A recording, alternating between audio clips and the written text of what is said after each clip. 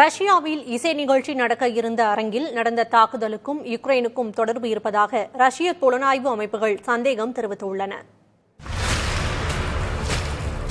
ரஷ்யாவில் 2004 பெஸ்லான் பகுதியில் இதேபோன்ற தாக்குதல் நடந்தது. அதற்கு பிறகு நடந்த மிகப்பெரிய அளவிலான தாக்குதலாக இசை நிகழ்வு அரங்கில் நடைபெற்ற தாக்குதல் பார்க்கப்படுகிறது. துப்பாக்கிச்சூடு நடத்தியவர்கள் கைது செய்யப்பட்டுள்ளதாக அதிபர் புதின் தெரிவித்துள்ளார். ரஷ்ய அதிபராக புதின் மீண்டும் பதவியேற்றுள்ள நிலையில் இத்தாக்குதல் நடந்திருப்பதாக ஒரு சந்தேகத்தை முன்வைக்கிறார்கள் சர்வதேச அரசியலை உற்றுநோக்கும் வல்லுநர்கள்.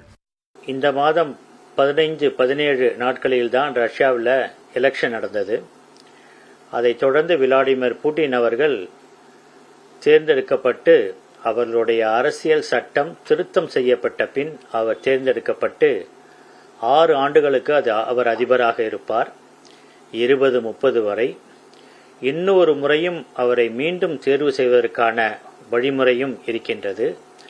ஆகவே 2036 வரைக்கும் அவர் இருப்பதற்கான வாய்ப்புகள் நிறைய இருக்கின்றன. அந்த நிலையில்தான் இந்த ஒரு நிகழ்வு நேற்று நடந்திருக்கின்றது. தாக்குதலுக்கு பொறுப்பேற்பதாக ISIS-K என்ற அமைப்பு கூறியுள்ளது. மேலும் சில அமைப்புகளும் இவ்வாறே கூறியுள்ளன. ஆயினும் ரஷ்ய அரசு இது பற்றி அதிகாரப்பூர்வமாக எதையும் தெரிவிக்கவில்லை. அமெரிக்கா அந்த ஒரு இதை அவங்களோட ஷேர் பண்ணியிருந்திருக்காங்க. ரஷ்யாவோட ஒரு தாக்குதல் ஒன்று நடைபெறவும் அதனால பொது இடங்களில் அல்லது அது அவர்கள் மக்களுக்காக, அமெரிக்கர்களுக்காக, ரஷ்யாவில் இருக்கக்கூடிய அமெரிக்கர்களாக அவர்கள் பெரிதாக கூட்டம் கூடும் இடங்களில் நீங்கள் சேர வேண்டாம், ஏதாவது ஒரு தாக்குதல் நடப்பதற்கான வாய்ப்புகள் இருக்கின்றன என்று சொல்லியிருக்கிறார்கள்.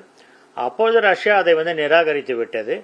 ஆனால் இப்போது இந்த நடந்த ஒரு நிகழ்விற்கு இப்போது யாரும் பொறுப்பேற்று இருக்கக்கூடிய குழுக்களும் அது உண்மைதானா என்று தெரியாத நிலையில், ரஷ்யாவும் எதையும் அங்கீகரிக்காத நிலையில் இது யார் என்று தெரியவில்லை. ஆனால் இந்த தாக்குதல் ஒரு மிகப்பெரிய தாக்குதல், மிக பயங்கர தாக்குதல்.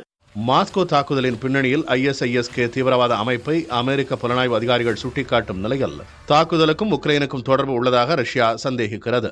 காரணம், தப்பியோடிய குற்றவாளிகள் உக்ரைன் எல்லை அருகே பிடிபட்டுள்ளனர். இதுவே ரஷ்யாவின் ஐயத்திற்கு காரணம். உக்ரைன் எல்லை அருகே குற்றவாளிகள் பிடிபட்டதாக புதினும் குறிப்பிட்டுள்ளார். போர் தொடரும் நிலையில் ரஷ்ய தலைவர்கள் உக்ரைனையே சுட்டிக்காட்டுகிறார்கள். ஆனால் இந்த குற்றச்சாட்டை உக்ரைன் அதிபர் ஜெலன்ஸ்கி மறுத்துள்ளார்.